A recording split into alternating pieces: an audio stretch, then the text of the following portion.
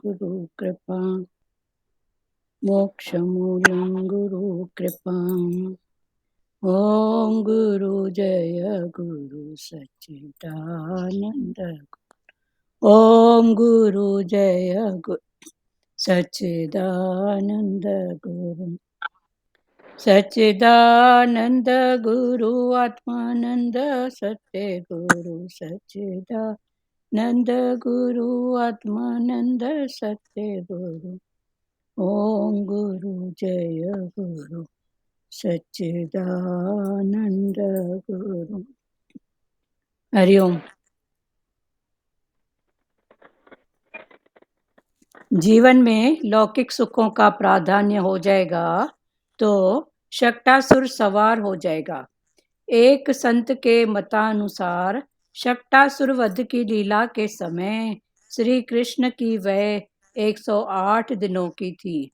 जब आपके सिर पर शक्टासुर सवार हो जाए तब 108 मोतियों वाली माला लेकर भगवान के नाम का जप करो। लौकिक व्यवहार को प्रधानता तथा श्री कृष्ण को गौणता देते ही काम, क्रोध, लोभ, मोह आदि शक्टासुर आ धमकते हैं। जीवन में श्री कृष्ण को प्रधानता देने से शक्टासुर का भय निर्मूल हो जाएगा। कुछ लोग कहते हैं कि कथा श्रवण के बिना ही यौवन गवा दिया, अब यह शक्टासुर नीचे उतरने का नाम ही नहीं लेता है। श्री कृष्ण शक्टासुर का वध अवश्य करते हैं। जब तुम्हारे हृदय पर काम, क्रोध, लोभ, मोह रूपी शक्टासुर सवार हो जाए तब माला लेकर नारायण का नाम जप करने लगो। माला के साथ मैत्री होने पर शक्टासुर को निरुपद्रवी होना पड़ेगा। माला के साथ संबंध नहीं हो पाएगा तो शक्टासुर सवार हो जाएगा। काम, क्रोध आदि का सामना करना है तो परमात्मा का आश्रय लेना होगा। अब आता है तृणावर्त वध का प्रसंग। किसी एक दिन यशोदा जी श्री कृष्ण को अपनी गोद में बिठलाकर दुलरा रही थी। उस समय तृणावर्त को मारने के लिए भगवान ने अपना वजन बढ़ा दिया। यशोदा जी भार को न सह सकी तो कन्हैया को जमीन पर बिठला दिया और घर के काम में जुट गई। तृणावर्त बांदर का रूप लेकर आया और श्री कृष्ण का हरण करके आकाश में उड़ चला। बवंडर का रूप लेकर आया और श्री कृष्ण का हरण करके आकाश में उड़ चला। भगवान ने अपना वजन बढ़ा दिया और उन्होंने तृणावर्त को पकड़ा। तृणावर्त के प्राण पखेरु उड़ गए। तृणावर्त जीव आवर्य स तृणावर्त। रजोगुण का चक्कर ही तृणावर्त है। काम और क्रोध है रजोगुण के पुत्र। रजोगुण मन में आया नहीं कि मन चंचल हो जाता है। तृणावर्त रूपी आंधी मन में आते ही वह चंचल हो जाता है। ईश्वर बुद्धि जब ईश्वर से विमुख हो जाती है तब तृणावर्त रजोगुण मन में घुस जाता है और उसे चंचल बना देता है। आंखों में यशोदा की आंखों में धूली जा घुसी।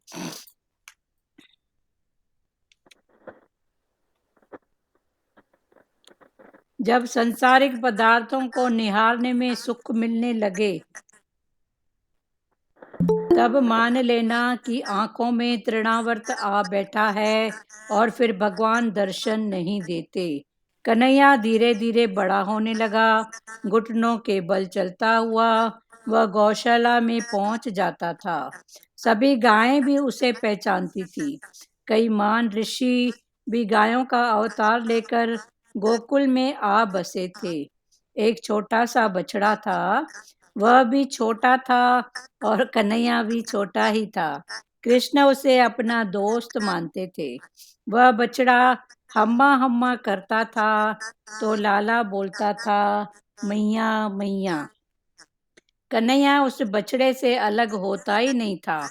गाय भी आनंदावेश में बछड़े को भूलकर कन्हैया को चाटने लगती थी। यशोदा को विश्वास होने लगा कि गायों की सेवा की, जिसके फलस्वरूप उनके आशीष से हमें पुत्र मिला। जो गायों की सेवा करेगा, कन्हैया तो उन गायों और बछड़ों के साथ ही खेलता रहता था।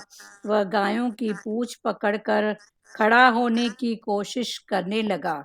माता कहती थी, अरे कान्हा, बड़ा शरारती है तू, ये गायें तो तुझे मारेगी। कन्हैया का एक और नाम कायम हो गया, वत्स्य पुच्छलावलंबनम। एक बार यशोदा जी लाला को स्तनपान करा रही थी। उसका सुंदर मुख निहार रही थी। माता का प्रेम देखकर कन्हैया जोरों से दूध पीने लगा। बालक यदि दूध बहुत पी जाए तो माता को चिंता होने लगती है कि कहीं बीमार न हो जाए अपना लाडला। तब वह वैष्णव के हृदय में प्रेम उमड़ने नहीं लगता। तब वह प्रभु भूखे नहीं होते, उनकी प्रार्थना करो, नाथ मैं आपका तो क्या भोजन कराऊं, आप सारे जगत के अन्नदाता हैं, फिर भी मैंने जो थोड़ी बहुत सामग्री बनाई है आप स्वीकार करें। कन्हैया के अत्यधिक दुग्धपान से यशोदा चिंता करने लगी। तो कन्हैया ने कहा, माता तेरा दूध मैं अकेला नहीं पी रहा, मेरे मुख में समाया हुआ सारा विश्व तेरे दूध का पान कर रहा है। कन्हैया ने जमाई लेने के लिए मुंह खोला और यशोदा को समग्र ब्रह्मांड का दर्शन कराया। कन्हैया माता से कहता है, तू अकेले मुझे नहीं, अनंत जीवों को दूध पिला रही है, समग्र ब्रह्मांड को तू दुग्ध पान करा रही है। भगवान ने सुदामा को अपार संपत्ति दी तो यमराज को चिंता हुई। उन्होंने भगवान से कहा, सुदामा के भाग्य में दारिद्र्य का योग है, उसके भाग्य में संपत्ति का क्षय लिखा हुआ है। आपने इतना सारा ऐश्वर्य उसे देकर ठीक नहीं किया। कर्म मर्यादा भंग होगी, कर्म अनुसार ही सुख दुख दिए जाते हैं। प्रभु ने यमराज से कहा, मैं वेदोक्त कर्म मर्यादा तोड़ना नहीं चाहता। जो मुझे भोजन कराता है वह समस्त ब्रह्मांड को भोजन कराता है। एक मुट्ठी भर तंदुल मुझे खिलाकर सुदामा ने सारे विश्व को भोजन कराया है। जो श्री कृष्ण को भोजन कराता है वह सारे विश्व को अन्नदान करता है और उसके नाम पुण्य जमा हो जाता है। भगवान मर्यादा को कभी भंग नहीं करते। लाला ने यशोदा से कहा, माता तू मुझे केवल मुझे ही नहीं समस्त ब्रह्मांड को तृप्त कर रही है। अब पढ़ रहे हैं, फिर से ध्यान से सुनो।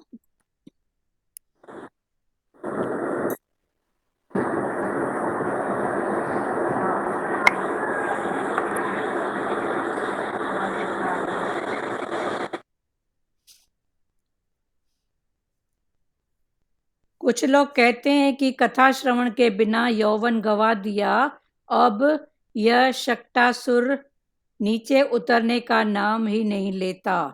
इसके पहले भगवान ने बोला कि लौकिक व्यवहार को प्रधानता तथा श्री कृष्ण को गौड़ता देते ही काम क्रोध मोह आदि शक्टासुर आ धमकते हैं।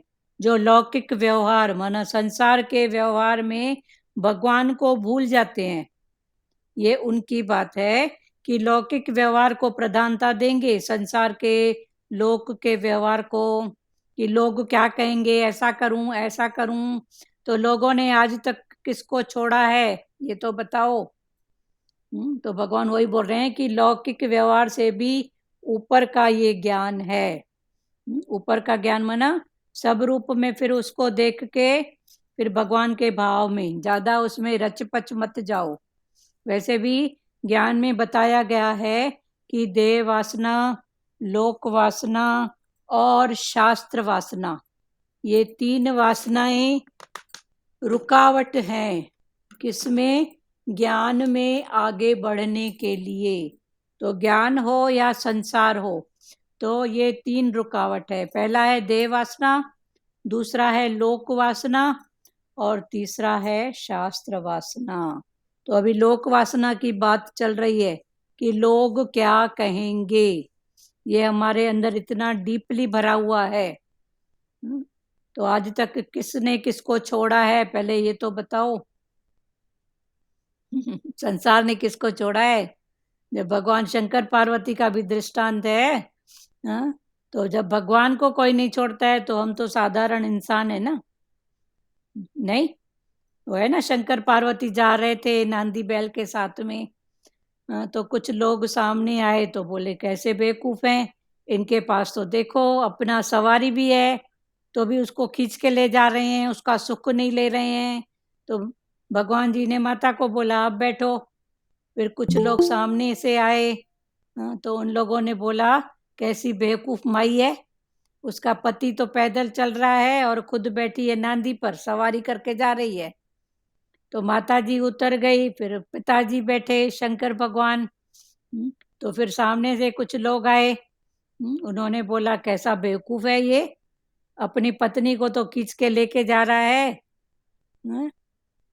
तो फिर भगवान जी उतर गए, फिर माता को बोले चलो दोनों साथ में बैठते हैं।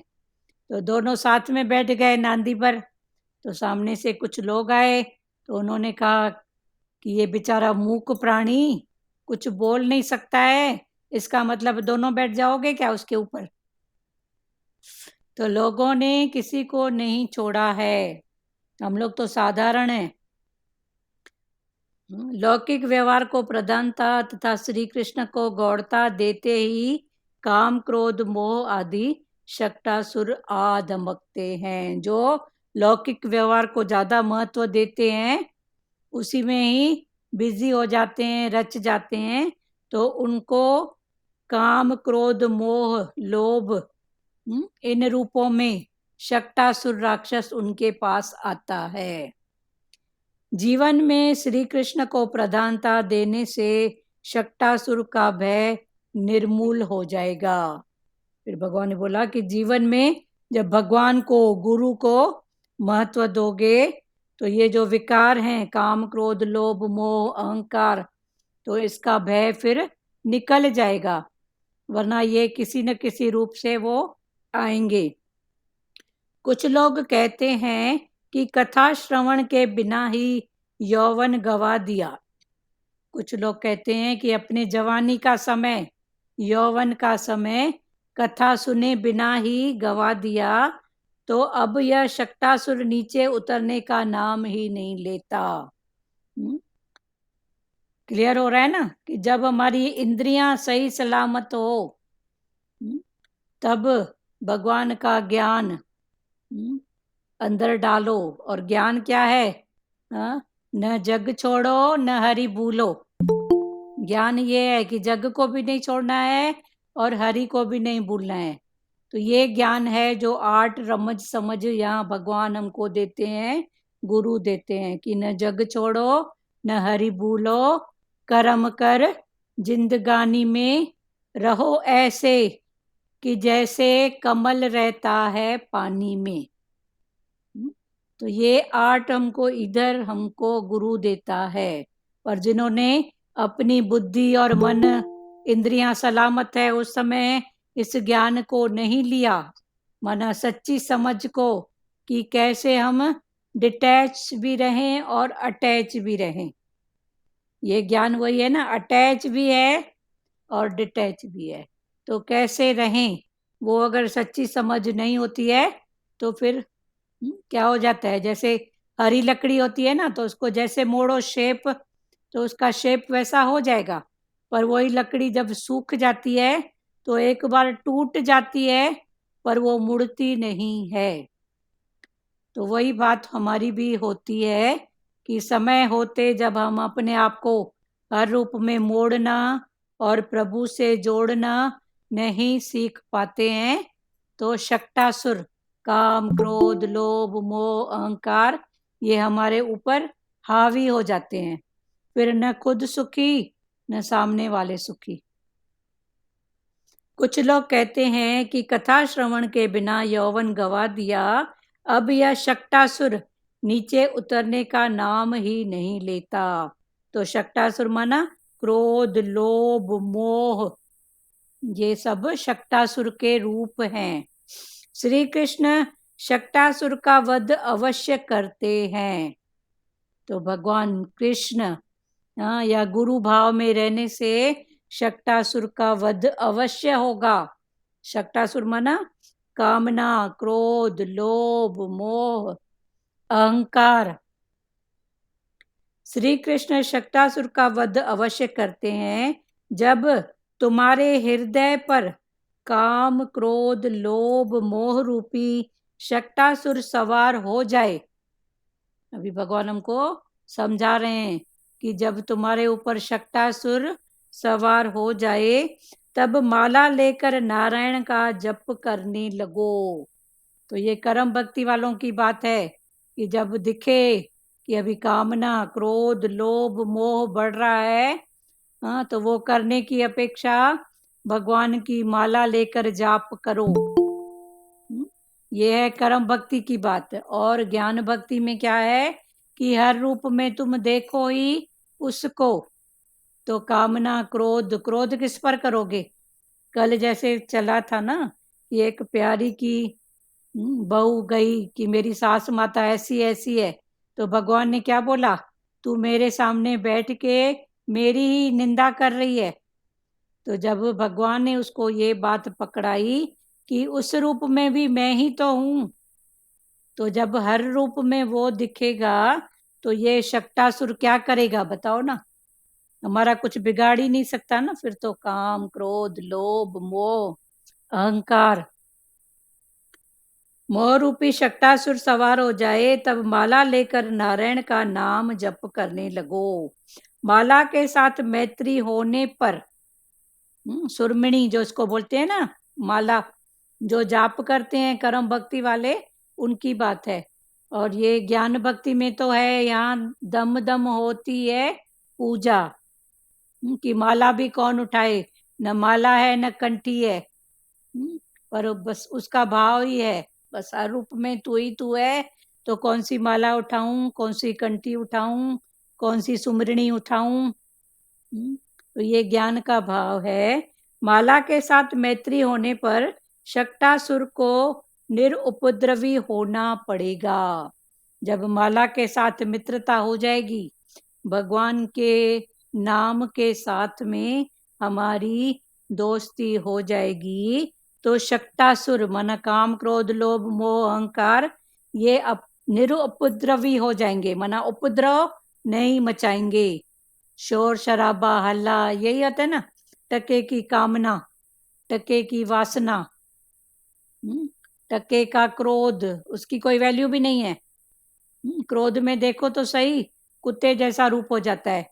एक बार भगवान बोलते हैं कुत्ता भी अगर भौंकता है ना, तो उसका भी कोई सेंस होता है। और ये जो क्रोध में आके समथिंग मैं कुछ हूँ, मेरी चले, मेरी ऐसी बात, किसी का कोई भाव समझ के नहीं कि उसका इंटेंशन क्या होगा, उसकी कोई बात क्या होगी, कुछ तो होगा, वो बात समझने के सिवाय अपनी चलाते हैं। तो क्रोध, तो वो क्रोध क्या है? कुत्ते का रूप है। कुत्ता भौंकता है, उसकी भी कोई वैल्यू है, पर उसकी तो उतनी भी वैल्यू नहीं है, पर अपना ही खून जलाता है।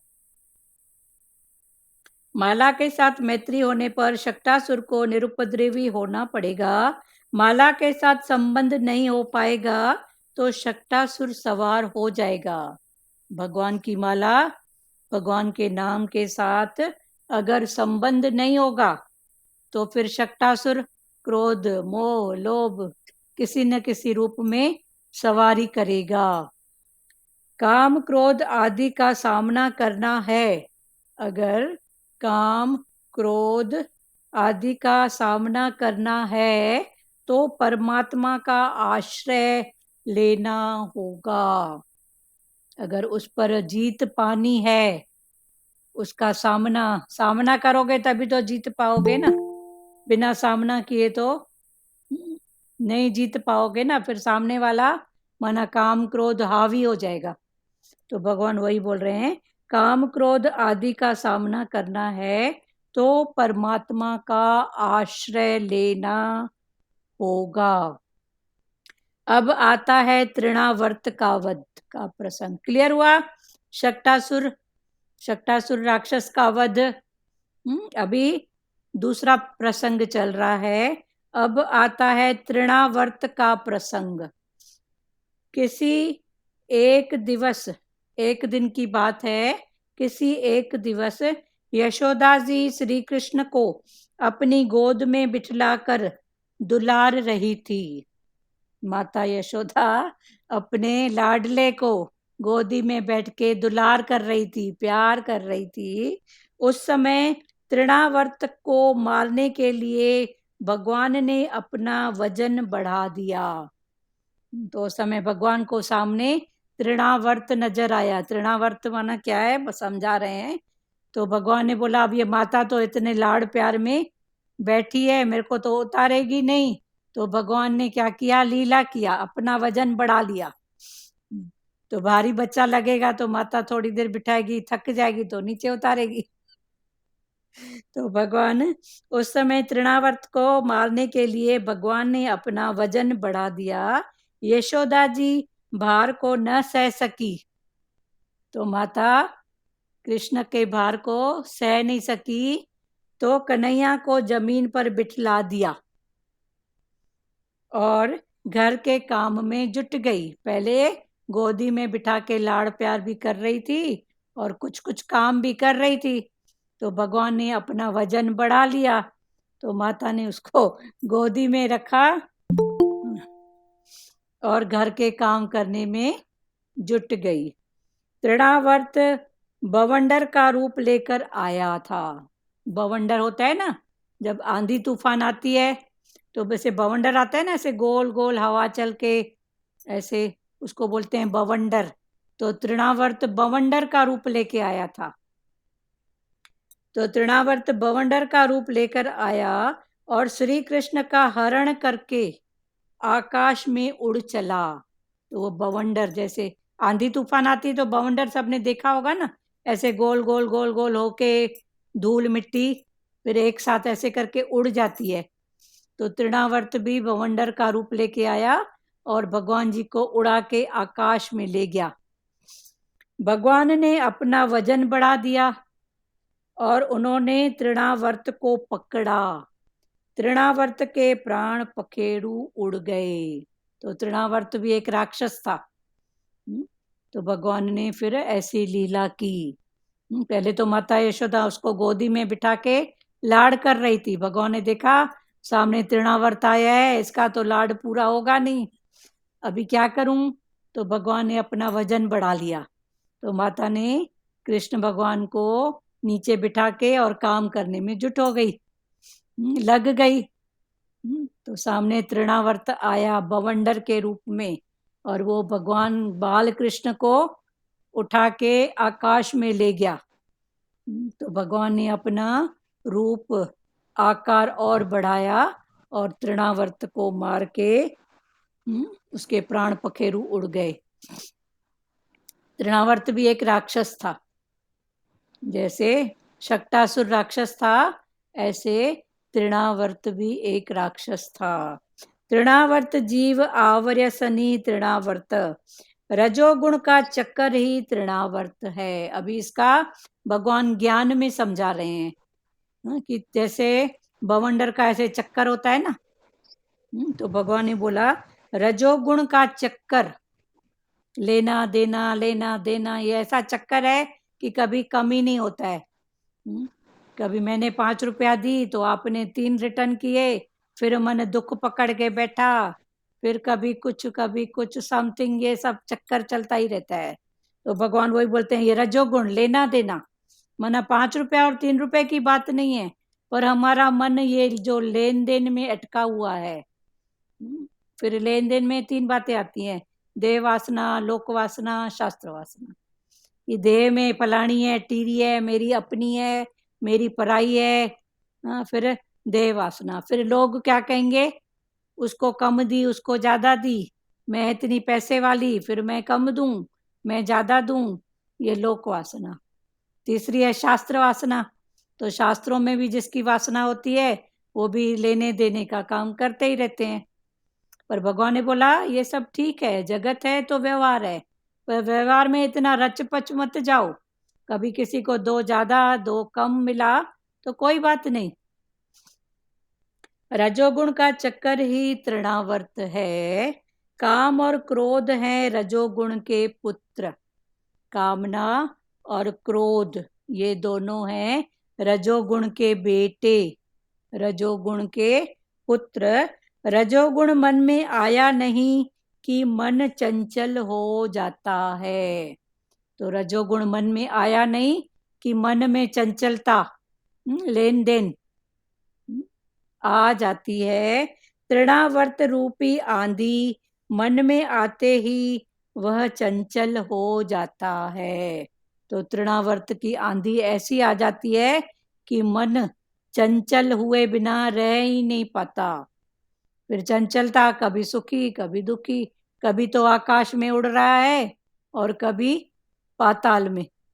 मन की तो यही है ना, जो समझने वाले मन को नहीं है तो कभी देखो तो ये आकाश में उड़ता है कि मेरे जैसा कोई सुखी नहीं, और कभी तो मेरे जैसा तो कोई दुखी है ही नहीं। तो बैलेंस बना के चलना, चलवाना यही ज्ञान है। तो सुख में ज्यादा सुखी नहीं होना, दुख में दुखी नहीं होना, तो ये है ज्ञान। तृणावर्त रूपी आंधी मन में आते ही वह चंचल हो जाता है। बुद्धि जब ईश्वर से विमुख हो जाती है, हमारी बुद्धि जब ईश्वर के विमुख उल्टे हो जाती है, तब तृणावर्त रजोगुण मन में घुस जाता है। जैसे शक्टासुर राक्षस आता है, जब भगवान को भूल जाते हैं, अभी तृणावर्त भी वही स्थिति है। बुद्धि जब ईश्वर से विमुख हो जाती है, ईश्वर से दूर हो जाती है, तब तृणावर्त रजोगुण मन में घुस जाता है और उसे चंचल बना देता है। तो तृणावर्त आता है और मन को चंचल बना देता है। तो ये तमगुण रजोगुण की स्थिति है। तृणावर्त रजोगुण की मन में जब स्थिति होती है, लेन देन की बात, मैंने ऐसा किया मेरे को ऐसा मिला, समथिंग, लेन देन कितने रूप में होता है, तन का लेना देना, मन का, धन का। तो ये रजोगुण की स्थिति है तृणावर्त की। और ये है तमोगुण की स्थिति, जो वक्टासुर की भगवान ने बताया कि काम क्रोध लोभ मोह अहंकार जब घेर लेते हैं तो ये तम की स्थिति है। यशोदा की आंखों में धूली जा घुसी, जब ऐसे ऐसे भवंडर चला तो धूल, मिट्टी धूल यशोदा की आंख में जा घुसी। जब संसारिक सौंदर्य को निहारने में सुख मिलने लगे, जब संसार के सौंदर्य को देखने में सुख मिले, तब मान लेना कि आंखों में तृणावर्त आ बैठा है और फिर भगवान दर्शन नहीं देते। अभी भगवान समझा रहे हैं, जब आंख में ज्यादा सुख नजर आए कि इसको निहारने में सुख है, इसको देखने में सुख है, फिर उसी में ही रच गए, उसी में ही बिजी हो गए, तो समझना कि आंख में तृणावर्त आके बैठा है। तभी तो भगवान बोलते हैं ना, हर दृश्य को पास अवे, मैं दृष्टा हूं, मैं देखने वाला हूं। तो बस देखने वाले बनो ना, और एक एक दृश्य देखो। सुबह से कितने दृश्य सबकी प्रकृति में बदले हैं? नहीं बदले हैं। तन की प्रकृति में, मन की प्रकृति में, धन की प्रकृति में। तो हर दृश्य तो जा रहा है ना, पर माई फिर उस दृश्य को पकड़ के कभी सुखी होएगी कभी दुखी होएगी। फलाना क्रोध किया, उसने ऐसा बोला, उसकी ऐसी बात है। तो कभी सुखी कभी दुखी, कभी सुखी कभी दुखी। पर वो दृश्य तो, हर दृश्य तो देखो, सुबह से देखो सबकी प्रकृति में कितने दृश्य। गए हैं ना। उठे, स्नान किया, तैयार नाश्ता हुआ, किसी ने प्रेम से खाया, किसी ने ऐसे किया, खाया तो सही, कोई लेके गया, कोई कैसे, समथिंग कितने दृश्य ऐसे निकलते हैं। कोई आ रहा है, कोई जा रहा है। परमात्मा की प्रकृति देखो, सुबह लाल लाल सूर्य भगवान, फिर धीरे धीरे देखो तो अपनी प्रचंडता में आ रहा है, फिर देखो तो बारिश। तो सिर्फ देखने वाले बनो ना, फिर अटकते क्यों हो उसमें। जब सांसारिक सौंदर्य को निहारने में सुख मिलने लगे, तब मान लेना कि आंखों में तृणावर्त आ बैठा और फिर दर्शन नहीं देते। तो जब आंखों में तृणावर्त आ जाएगा तो फिर भगवान दर्शन नहीं देते। कन्हैया धीरे धीरे बड़ा होने लगा। अभी कन्हैया की लीला दिखा, शॉर्ट्स छोटे छोटे रूप में समझते जाओ। फिर धीरे धीरे कन्हैया बड़ा होने लगा, घुटनों के बल चलता हुआ गौशाला में पहुंच जाता था। घुटनों के बल, जिसको सिंधी में हम लोग बोलते हैं बामड़ा। तो बामड़ा पा रहा था, घुटनों के बल चल के धीरे धीरे वो गौशाला में भी चला जाता था। सभी गायें भी उसे पहचानती थी। कई महान ऋषि भी गायों का अवतार लेकर गोकुल में आ बसे थे।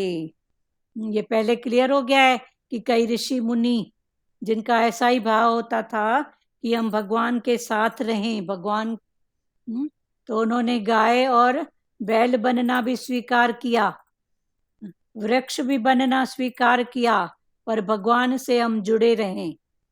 तो कई महान ऋषि भी गायों का अवतार लेकर गोकुल में आ बसे थे। एक छोटा सा बछड़ा था, एक गाय का छोटा सा बछड़ा था। वह छोटा था और कन्हैया भी छोटा ही था।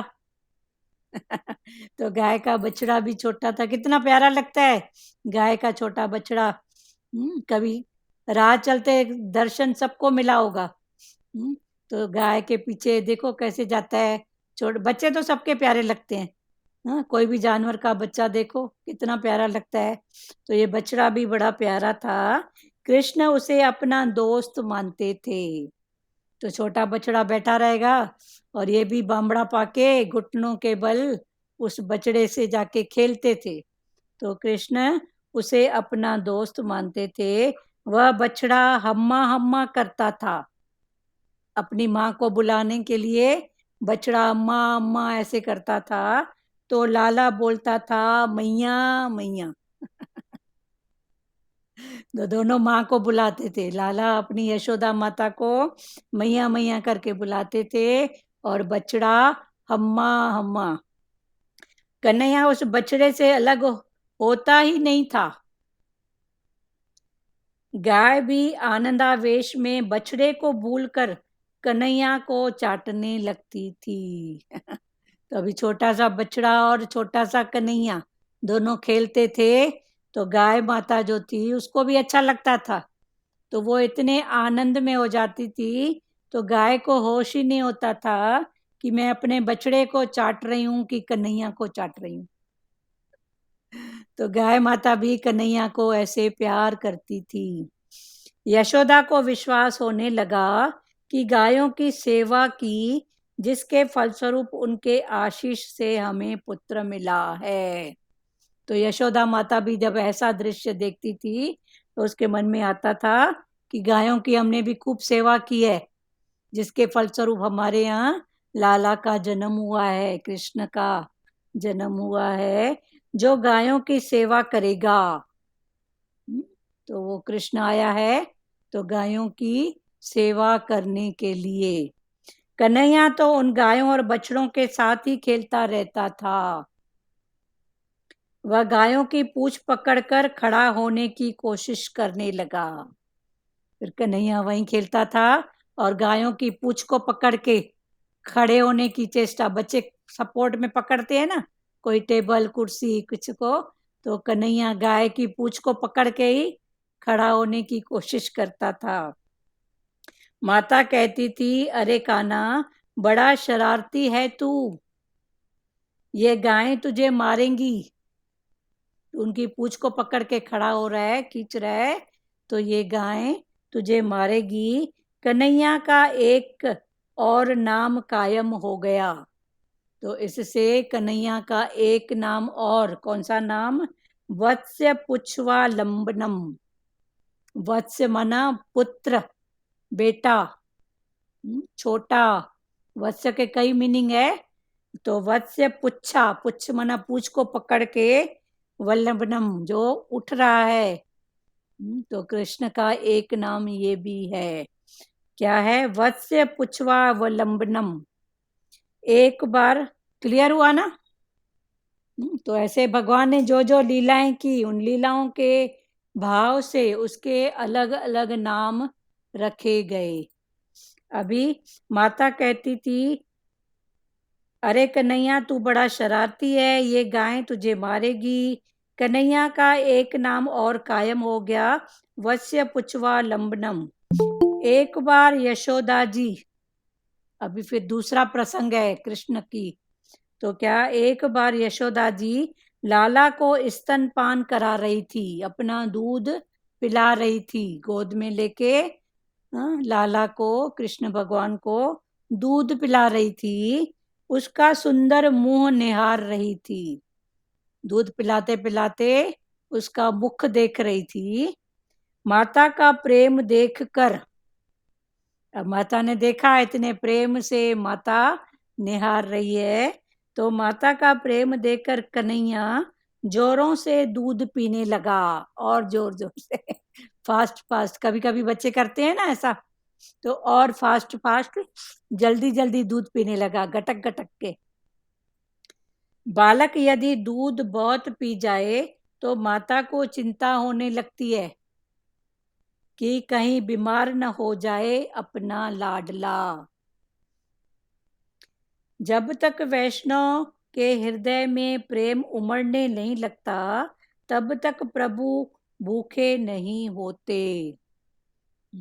क्लियर हो गए ना? भगवान के छोटे छोटे भाव, छोटे छोटे रूपों में।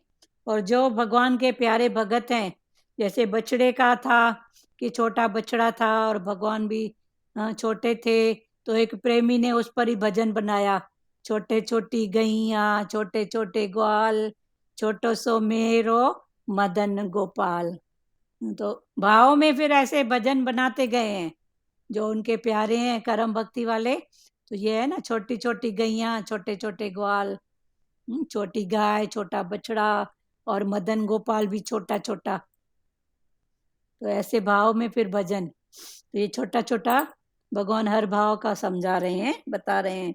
जब तक वैष्णव के हृदय में प्रेम उमड़ने नहीं लगता, तब तक प्रभु भूखे नहीं होते। उनकी प्रार्थना करो, भगवान की प्रार्थना करो। नाथ, मैं आपको तो क्या भोजन कराऊं, आप सारे जगत के अन्नदाता हैं।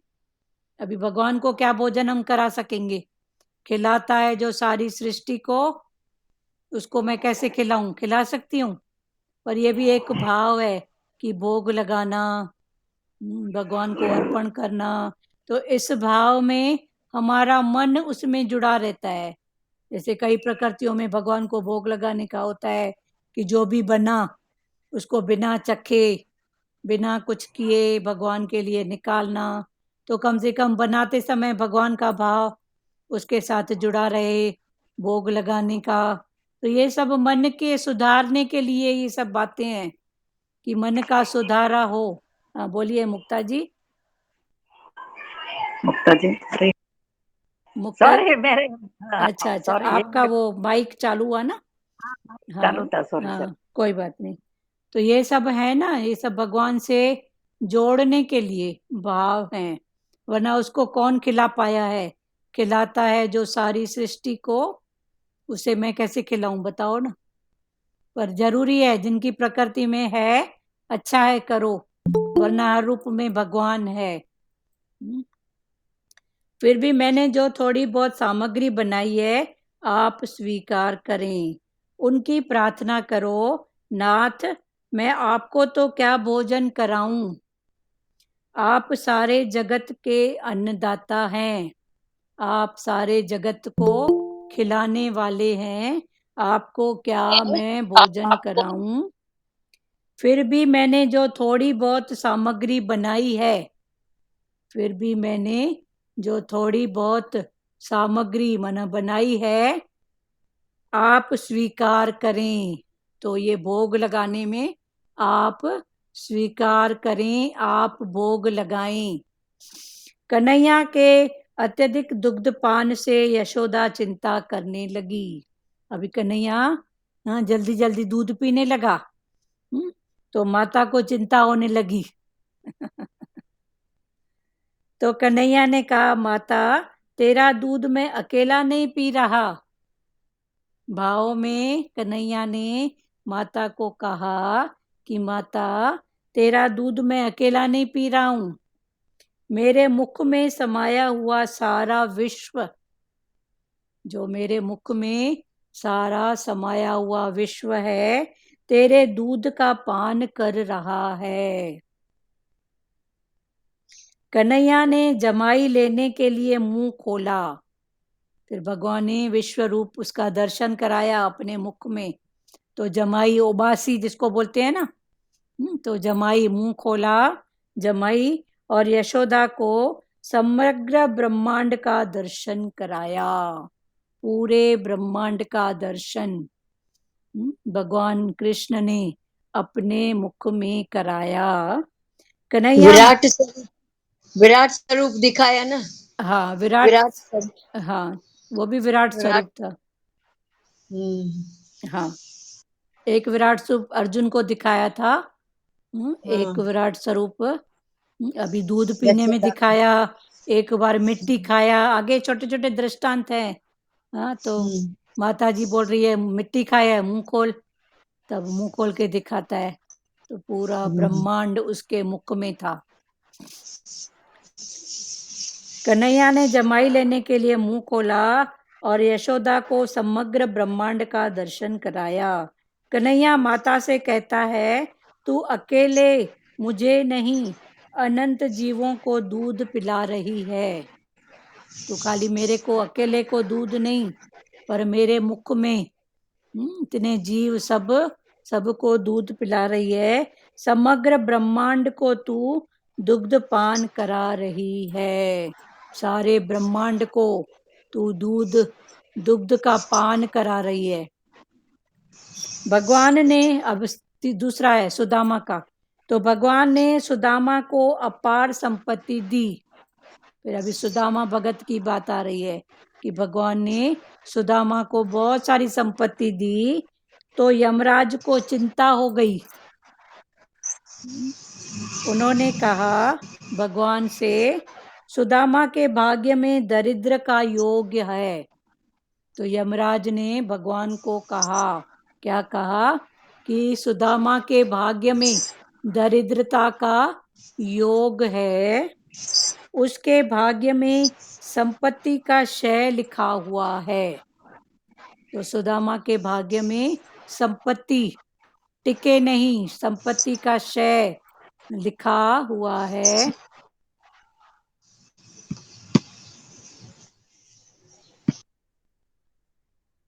आपने इतना सारा ऐश्वर्य उसे देकर ठीक नहीं किया। तो यमराज ने भगवान कृष्ण को कहा, कृष्ण को, कि आपने सुदामा को इतना ऐश्वर्य देके ये ठीक नहीं किया। उसके भाग्य में तो गरीबी लिखी हुई है, दरिद्रता लिखी हुई है, आपने ये अच्छा नहीं किया। कर्म मर्यादा भंग होगी, इससे आपके कर्म की, सबको कर्म का भाव, कर्म का हिसाब तो देना पड़ेगा, पर आपने ऐसा किया, उसको इतना सारा दे दिया भंडारा भरपूर करके, तो ये कर्म की मर्यादा है। तो कर्म की मर्यादा होगी, कर्म अनुसार ही सुख दुख दिए जाते हैं, कर्म के अनुसार ही सुख दुख दिए जाते हैं। यमराज ने भगवान जी से कहा, तो प्रभु ने यमराज से कहा, तब भगवान ने यमराज को जो जवाब दिया, क्या कहा, मैं वेदोक्त कर्म मर्यादा तोड़ना नहीं चाहता, कि वेद में ऐसा भी लिखा हुआ है, तो मैं वेद की कर्म मर्यादा तोड़ना नहीं चाहता। जो मुझे भोजन कराता है, जो मेरे को दिल से, हृदय से अपना सब कुछ अर्पण करता है, मेरे को हृदय से भोजन कराता है, वह समस्त ब्रह्मांड को भोजन कराता है। वो समस्त ब्रह्मांड को भोजन कराता है। एक मुट्ठी भर तंदुल, सुदामा एक मुट्ठी भर करके तंदुल, पोहा बोलते हैं, चावल बोलते हैं, तो तंदुल मुझे खिलाकर सुदामा ने सारे विश्व को भोजन कराया है। तो एक मुट्ठी भर तंदुल सुदामा ने मेरे को प्रेम से, भाव से, हृदय से खिला के सारे विश्व को भोजन कराया है। मेरे मुख में सारे विश्व का वास है। तो भगवान ने बोला ठीक है, कर्म की बात है, आप अपनी जगह राइट हो, पर मैं भी तो अपनी जगह राइट हूं ना। तो भगवान ने बोला कि वेद की मर्यादा मैं तोड़ नहीं सकता। रुको।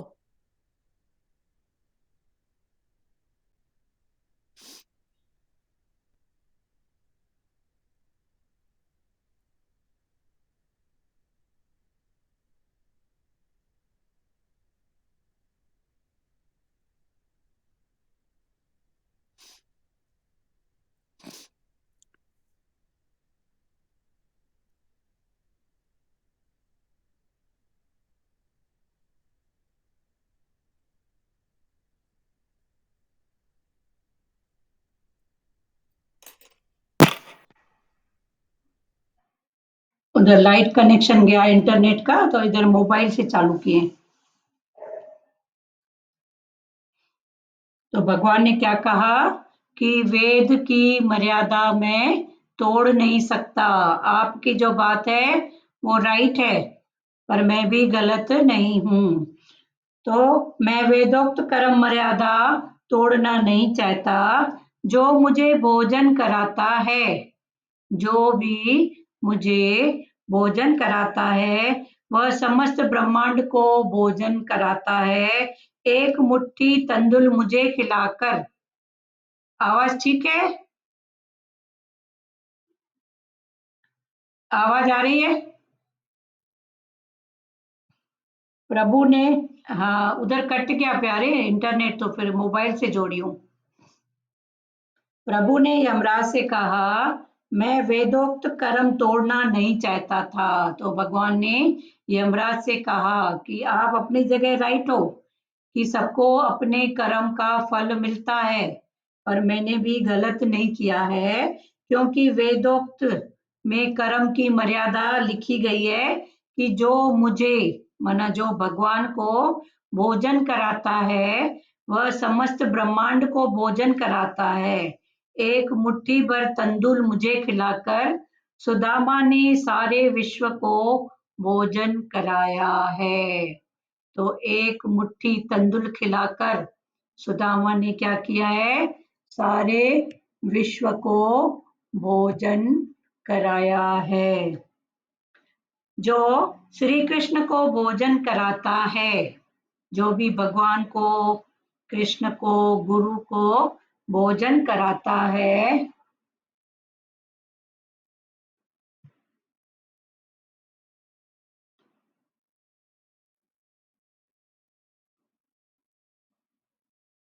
वह सारे विश्व को अन्नदान करता है और उसके नाम पुण्य जमा हो जाता है। तो सारे विश्व को अन्नदान करता है और उसके नाम से पुण्य जमा हो जाता है। सबका भरण पोषण करने का पुण्य। भगवान मर्यादा को कभी भंग नहीं करते हैं। तो भगवान मर्यादा, तो यमराज से कहा कि ठीक है आपकी मर्यादा है, पर मेरी भी तो कुछ मर्यादा है।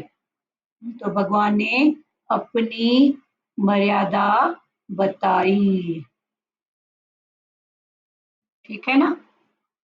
आवाज ठीक है?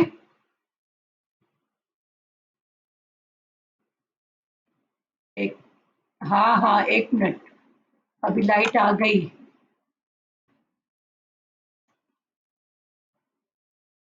भगवान मर्यादा को कभी भंग नहीं करते। अभी कंप्यूटर से जोड़ी हूँ। हाँ बस ठीक है, बस ठीक है।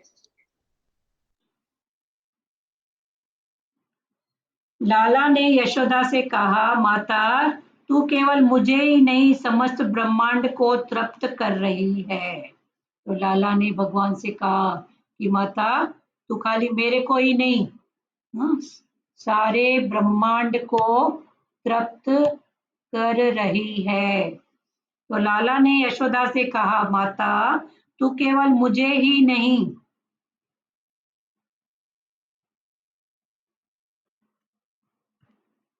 लाला ने यशोदा से कहा, माता तू केवल मुझे ही नहीं समस्त ब्रह्मांड को तृप्त कर रही है।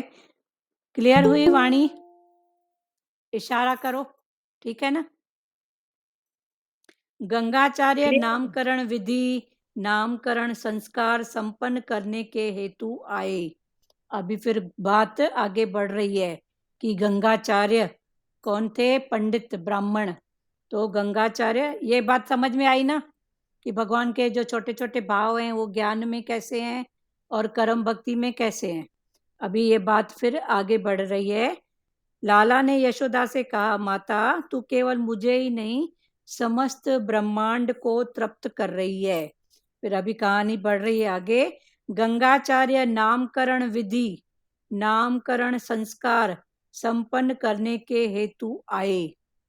अभी गंगाचार्य पंडित जो आते हैं, नामकरण विधि, भगवान के नाम का, कि क्या नाम रखा जाए उसकी विधि, नामकरण संस्कार संपन्न करने हेतु आए। तो संस्कार से मन शुद्ध होता है। तो ये जो संस्कार किए जाते हैं ना, वैसे भी देखो, पहली बार जब कोई लेडी प्रेग्नेंट होती है, तो शुरू से प्रेग्नेंट होने से लेके मरण तक कितने संस्कार हैं, है ना? बच्चे ने गर्भ में जन्म लिया, माना बीज पड़ा, वो संस्कार। उसके बाद सिंधी में हम लोग बोलते हैं तेल लगाना, 7वें महीने, कोई 9वें महीने, तो वो तेल, जिसको गोद भराई भी कुछ बोलते हैं, तो वो संस्कार। फिर बच्चा पैदा हुआ, फिर वो संस्कार, फिर छठी, फिर थोड़ा और बड़ा हुआ, तो मतलब वो संस्कार चलते ही रहते हैं ना, आखिरी मरने तक, मरने की 13वीं तक, 13 दिन तक संस्कार। उसके बाद फिर पितर श्राद्ध, ये भी तो संस्कार ही है ना। तो भगवान वही बोल रहे हैं, संस्कार से मन शुद्ध होता है। तो ये संस्कार क्यों किए जाते हैं? मन की शुद्धता के लिए। संस्कार से मन शुद्ध होता है, संस्कार से दोष नष्ट होते हैं। किसी भी प्रकार का कोई दोष होता है वो नष्ट होता है, क्योंकि इसमें फिर पूजा पाठ, लेन देन, कुछ दान दक्षिणा, कुछ भगवान का नाम, जप तप हवन, ये सब क्या करते हैं, तो फिर दोष उससे कुछ कम होते हैं। शास्त्र ने 16 संस्कारों का आयोजन किया है। शास्त्रों में 16 प्रकार के संस्कार का आयोजन किया है। आजकल तो प्राय सभी संस्कार भुलाए जा चुके हैं। पहले तो बच्चे को झूलना में भी बिठाते थे, पालने में, तो भी 4 कन्याओं को बुला के उनको कुछ मुंह मीठा करके और पालना, ये भी एक संस्कार होता था कि 4 प्यारी कन्याओं ने उसको झूला झुलाया। फिर बच्चे को गोदी उठाना, एक पैर इधर एक पैर उधर, तो उसके लिए भी कोई बड़े के पास लेके जाते थे कि इसको पहली बार कोई बड़ा, घर का कोई बड़ा मुखिया, कोई पूर्वज, ऐसा कोई बड़ा हो, उसके पास लेके जाते थे। उसका मुंह मीठा करके और बोलते थे कि इसको गोदी उठाओ, तो पहली बार उसको गोदी भी कोई बड़ा उठाता था। तो ये संस्कार आजकल तो सब तो पालने में बिठाना, सिंधी में हम लोग बोलते हैं चूर्ण, चूर्ण उठाना, ऐसे जो बच्चे को उठाते ना, एक पैर इधर एक पैर इधर ऐसे पकड़ के, कितने दिन ऐसे करके करोगे, तो 5-6 महीने में चूर्ण। फिर बच्चे को दूध पिलाना होता था, तो नानानी से या दादी पक्ष से या बड़े से कटोरी लेते थे कि उसी में ही बच्चे को दूध पिलाएं, या बड़ों का बर्तन। तो ये सब संस्कार हैं कि अच्छे भाव बच्चे में पड़े। शास्त्र ने 16 संस्कारों का आयोजन किया। आजकल तो प्राय सभी संस्कार भुलाए जा चुके हैं। हाँ, 2 संस्कार बाकी रह गए हैं, विवाह और अग्नि संस्कार। बाकी सब करीब करीब भूल गए हैं बस, या पार्टी शार्टी के कुछ हैं तो 1 2 4 करते हैं, बाकी सब भूल गए। तो ये 16 संस्कार जन्म से लेके बच्चे के गर्भ में आने से लेके अग्नि संस्कार तक 16 संस्कार किए जाते थे। बालक का जन्म होने पर जात कर्म संस्कार किया जाता है। तो बालक का जन्म हुआ तो जात कर्म, किस जात में उसका और कौन सा कर्म, उस वैसा संस्कार। किंतु अब तो बालक का जन्म प्रसूति गृह में होता है, माना हॉस्पिटल में, अस्पताल में, सो जात कर्म विधि तो कैसे हो पाएगी। वहां मधुप्राशन विधि कैसे हो पाती होगी। पहली बार माखी चटाना बच्चे को, तो आजकल हॉस्पिटल में सब होता है, तो ये सब नहीं होता है। डॉक्टर न जाने क्या पिलाते होंगे, इसी कारण से संस्कारों का लोप हो रहा है, फलतः देश दुखी हो रहा है। डॉक्टर भी बोलते हैं ये सब क्या खिलाते हो, क्या पिलाते हो।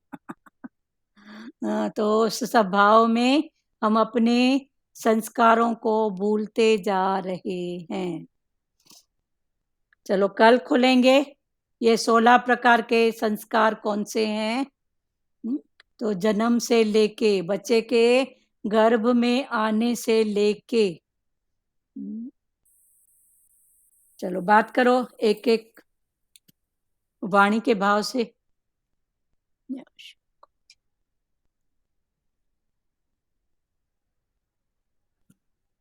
भागवत से भी कर्मों की बहुत सारी सुजागी मिल रही है। हाँ, वही सही कर्मों का। की सुजागी ही एक वो ज्योति, जैसे आरती में भी है ना, वो ज्योत जलाने वाला, हाँ कर्मों से बचाने वाला, तो सही में आरती पूरी उसी पे ही बनी हुई है। हाँ हाँ, सही बात है। हाँ, अभी मैं गाऊंगी दीदी आरती, मेरे हाँ को हाँ मौका देना। हाँ हाँ, किसी को बोलना है कुछ वचन भागवत के अरे भाव से, बात, आज की वाणी के हिसाब से या अनुभव के भाव से। चलो ठीक है, बोलिए भारती जी, आरती बोलिए। भागवत भगवान की है आरती, पापियों के पापियों को पाप से है तारती। भागवत भगवान की है आरती, पापियों को पाप से है तारती। ये ब्रह्म मंत्र, ये मूल मंत्र, हरिधाम बुलाने वाला, पापों को मिटाने वाला। ये मूल मंत्र, ये ब्रह्म मंत्र, हरिधाम मिलाने वाला, पापों को मिटाने वाला। ये घनश्याम से मिलाने वाला। भागवत भगवान की है आरती, पापियों को पाप से है तारती। ये शांति गीत, ये पावन पुनीत, ये शांति गीत पावन पुनीत, कर्मों से बचाने वाला, निश्चय को कराने वाला। ये शांति गीत पावन पुनीत, पापों को मिटाने वाला, निश्चय को कराने वाला। ये सुखकारी, ये दुखारी, प्रभु मधुसूदन से मिलाने वाला, ये प्रेम निश्चय कराने वाला। ये ये सुख करनी ये दुख हरनी, कर्मों से बचाने वाला, मधुसूदन से मिलाने वाला। भागवत भगवान की है आरती, पापियों के पाप से है तारती। ये मधुर बोल ये ब्रह्म बोल, सतमार्ग बताने वाला, निश्चय को कराने वाला। ये मधुर बोल ये मधुर बोल ये ब्रह्म बोल, सतकर्म बताने वाला, निश्चय को कराने वाला। घनश्याम रही घनश्याम यही हरिधाम यही, घनश्याम यही हरिधाम यही, निश्चय सो ज्योति को जगाने वाला, पापों को मिटाने वाला। घनश्याम यही हरिधाम यही, पापों से मिटाने वाला, ज्योति को जगाने वाला। भागवत भगवान की है आरती, पापियों को पाप से है तारती। ये अमर ग्रंथ ये मूल मंत्र, पंचम वेद मिलाने वाला। ये अमर ग्रंथ ये मोती मंत्र, ये निश्चय को कराने वाला, वेदों से मिलाने वाला। ये ब्रह्म ज्योति ये ब्रह्म ज्योति ये पंच ज्योति, पापों से बचाने वाला, पापों को मिटाने वाला। भागवत भगवान की है आरती, पापियों को पाप से है तारती। भागवत भगवान की है आरती, पापियों को पाप से है तारती। बोल भागवत भगवान की जय। बहुत अच्छा भजन है। Thank you. अच्छा आरती है, भजन गाए। भागवत की आरती। चलो, बहुत अच्छा लगा। और किसी को कुछ बोलना है? श्री कृष्ण गोविंद बोलें? चलो, ठीक है ना। श्री कृष्ण गोविंद हरे मुरारी, हे नाथ नारायण वासुदेवा। श्री कृष्ण गोविंद हरे मुरारी, हे नाथ नारायण वासुदेवा। मात पिता गुरु सखा हमारे, हे लक्ष्मी नारायण वासुदेवा। मात पिता गुरु सखा हमारे, हे लक्ष्मी नारायण वासुदेवा।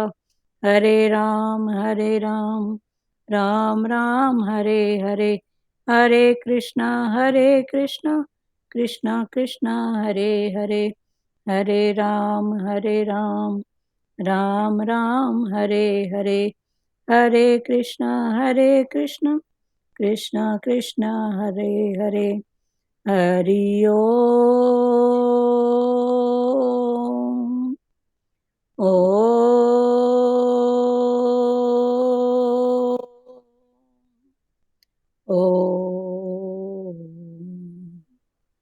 शिवो।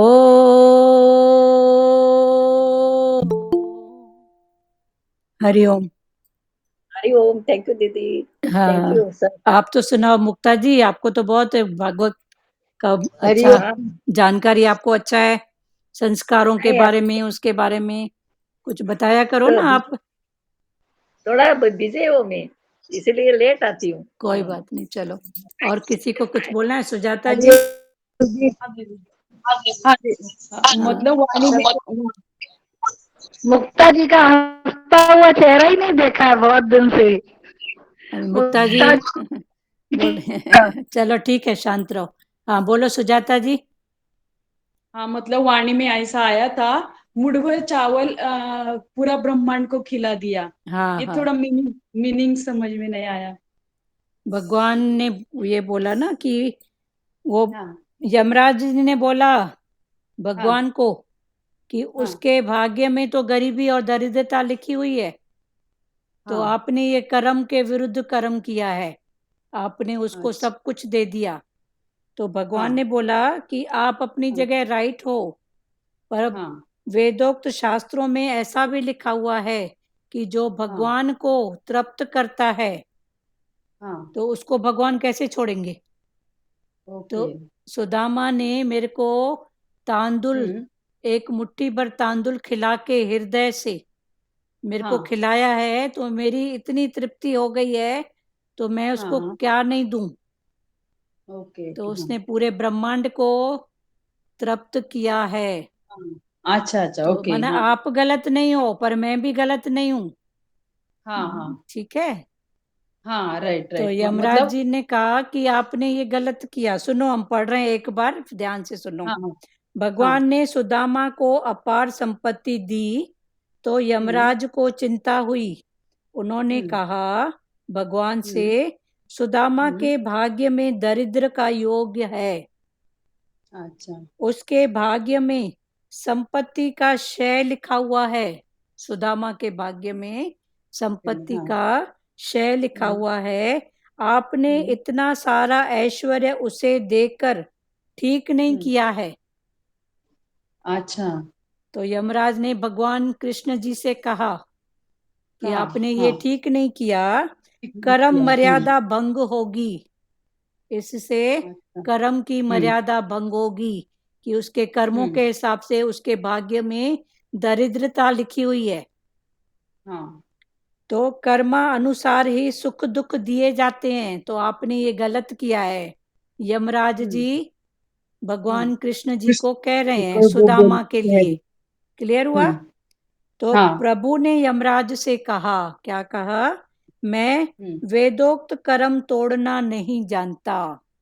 वेद में ऐसा भी लिखा हुआ है, तो मैं हाँ उसको तोड़ना नहीं जानता। मैं वेद हम्म पुराणों की बात करता हूँ।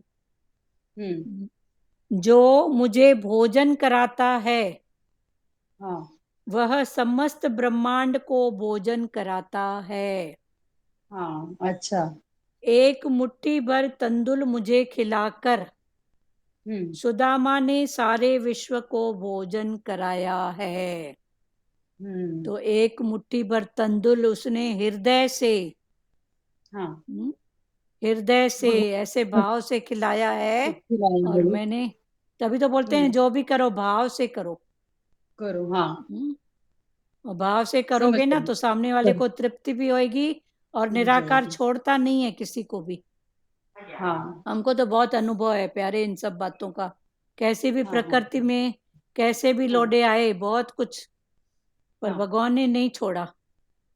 हाँ तो ये बात है। बिल्कुल क्लियर हुआ? हाँ हाँ बहुत अच्छा तो से क्लियर भगवान हुआ वही बोल रहे हैं, कुछ भी करो पर भाव से करो। भाव से करो तो उसने भाव से वो तंदुल खिलाया हम्म भगवान को। हम्म तो भगवान ने बोला फिर मैं कैसे छोड़ सकता हूँ उसको। हाँ राइट राइट अभी समझ अच्छे से समझ में आया क्लियर हुई ना वाणी अभी? हाँ क्लियर चलो हुई ठीक है, बंद करें।